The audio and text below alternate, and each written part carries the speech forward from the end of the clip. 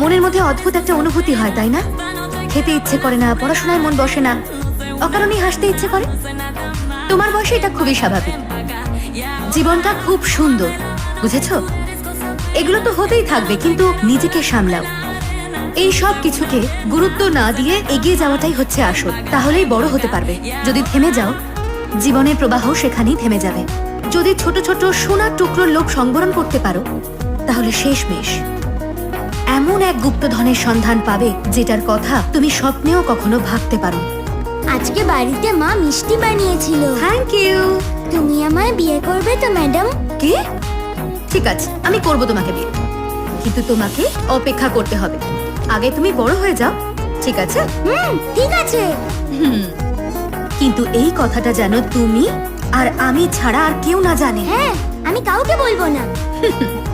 খুব ভালো।